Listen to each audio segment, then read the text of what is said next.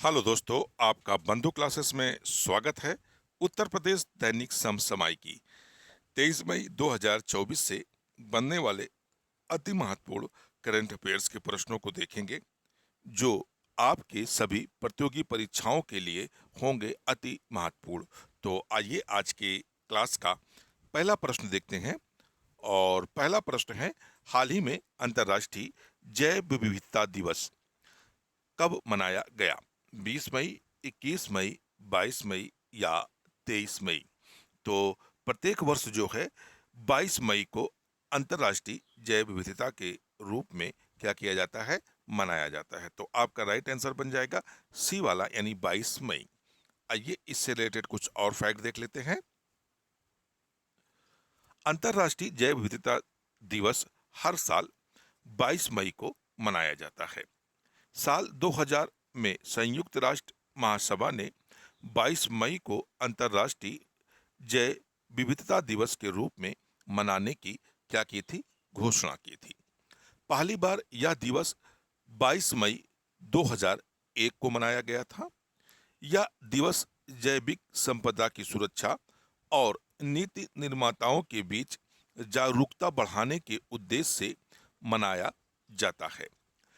इस साल अंतर्राष्ट्रीय जैव विविधता दिवस 2024 की जो थीम रखी गई है वह कौन सी है? तो योजना का हिस्सा बने, यानी योजना का हिस्सा बने 2024 की थीम रखी गई है। नेक्स्ट प्रश्न की तरफ बढ़ते हैं और अगला प्रश्न है, हाल ही में किन यूरोपीय देशों ने फिलीपींस को देश का दर्जा दिया है? नॉर्वे, आयरलैंड और स्पेन, नॉर्वे, पुर्तगाल और फ्रांस, जर्मनी, ग्रीस और इटली या नॉर्वे, पुर्तगाल और स्पेन?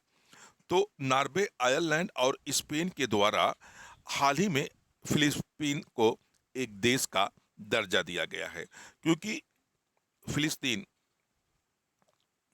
फिलिस्तीन को देश का क्या किया गया है, दर्जा दिया गया है, क्योंकि यह एक महत्वपूर्ण घटना होगी दोस्तों। क्योंकि अभी हाल ही में इजराइल और गाजा के मध्य जो है युद्ध चल रहा है, और इनके बीच अगर नॉर्वे, आयरलैंड और स्पेन के द्वारा फिलिस्तीन को देश का दर्जा दिया जाता है, तो ये एक महत्वपूर्ण घटना होगी। तो आपका राइट आंसर हो जाएगा ए वाला, यानी नॉर्वे, आयरलैंड और स्पेन ने ही फिलिस्तीन को क्या दिया है, इस देश का दर्जा प्रदान किया है। आइए इससे रिलेटेड कुछ और फैक्ट देख लेते हैं।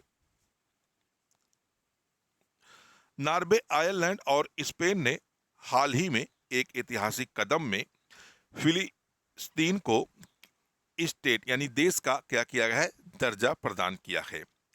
इस फैसले के विरोध में इजराइल ने नॉर्वे और आयरलैंड से अपने राजदूतों को क्या किया है, वापस बुला लिया है।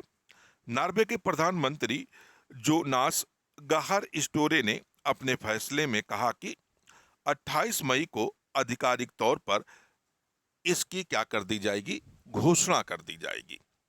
आइए अगला प्रश्न देखते हैं।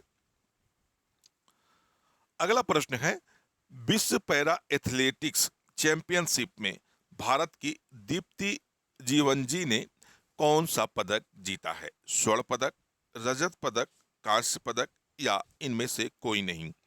तो भारत की जो दीप्ति जीवन जी हैं, इन्होंने इस यानी विश्व पैरा एथलेटिक चैंपियनशिप में कौन सा पदक जीता है? तो स्वर्ण पदक जीता है, यानी आपका राइट आंसर हो जाएगा ए वाला, आपका राइट आंसर बन जाएगा। इनसे रिलेटेड कुछ और फैक्ट देख लेते हैं। भारत की दीप्ति जीवन जी ने विश्व पैरा एथलेटिक चैंपियनशिप में महिलाओं की 400 मीटर T20 वर्ग दौड़ में 55.07 सेकंड के विश्व रिकॉर्ड बनाते हुए स्वर्ण पदक अपने नाम कर लिया है। दीप्ति ने पेरिस में चैंपियनशिप के पिछले संस्करण में अमरीकी ब्रीना क्लार्क के पिछले विश्व रिकॉर्ड यानी 55.12 सेकंड को क्या कर दिया है, ब्रेक कर दिया, यानी तोड़ दिया है। तुर्की की आयसेल अंडर 55.19 सेकंड के साथ इस चैंपियनशिप में क्या कौन से स्थान पर थी? तो दूसरे स्थान पर रही थी। यानी दीप्ति 55.07 सेकंड के साथ विश्व रिकॉर्ड बनाते हुए इस प्रतियोगिता में स्वर्ण पदक अपने नाम कर लिया है। आइए अगला प्रश्न देखते हैं। अगला प्रश्न है travel and tourism development index 2024 हाल ही में किस संस्था द्वारा जारी किया गया है? UNESCO, world economic forum, world bank, UNDP. तो जो ये travel and tourism development index है, यह प्रत्येक 2 वर्षों के पश्चात वर्ल्ड इकोनॉमिक्स फोरम के द्वारा क्या कर दिया जाता है, क्या किया जाता है, जारी किया जाता है। तो आपका राइट आंसर क्या बन जाएगा? बी वाला आपका राइट आंसर बन जाएगा वर्ल्ड इकोनॉमिक्स फोरम। आइए इससे रिलेटेड कुछ और फैक्ट देखते हैं। वर्ल्ड इकोनॉमिक फोरम द्वारा जारी travel and tourism development index 2024 में भारत 39वें स्थान पर है। यानी इस जो इंडेक्स जारी किया गया है वर्ल्ड इकोनॉमिक्स फोरम के द्वारा, इसमें भारत का जो स्थान है वह कौन सा स्थान है? तो 39वां स्थान है। वर्ल्ड इकोनॉमिक्स फोरम की इस रिपोर्ट में यूएस यानी अमेरिका शीर्ष पर है। Bharat lower middle income category में दक्षिण एशिया में क्या किया है? टॉप है, यानी यह पहले शीर्ष स्थान पर है। साल 2021 में इसी रैंकिंग में भारत कौन से स्थान पर था? तो 54 यानी 54वें स्थान पर भारत था। आइए कुछ और महत्वपूर्ण फैक्ट देखते हैं। तो विश्व आर्थिक मंच, इसके बारे में कुछ हम लोग जानते हैं। इसके है विश्व आर्थिक मंच एक स्विज गैर लाभकारी और अंतरराष्ट्रीय संगठन है। अगर इसकी स्थापना 1971 में की गई थी और इसका मुख्यालय जो है स्विट्जरलैंड के जिनेवा में स्थित है। फोरम वैश्विक, क्षेत्रीय और औद्योगिक एजेंडों को आकार देने के लिए राजनीतिक, व्यापारिक, सामाजिक और शैक्षणिक क्षेत्र के अग्रणी नेतृत्व को एक साझा मंच क्या करता है? उपलब्ध कराता है। आइए अगला प्रश्न देखते हैं। अगला प्रश्न है हाल ही में किस संस्थान ने उत्तर भारत में वायु प्रदूषण और स्वास्थ्य प्रभावों पर एक अनुसंधान रिपोर्ट पेश की है? IIT Mumbai, IIT Delhi, IIT Jaipur या आईआईटी वाराणसी। तो यह जो अनुसंधान रिपोर्ट है किसके द्वारा पेश की गई है? तो आईआईटी जयपुर के द्वारा यह रिपोर्ट जारी की गई है। इससे रिलेटेड कुछ फैक्ट देखते हैं।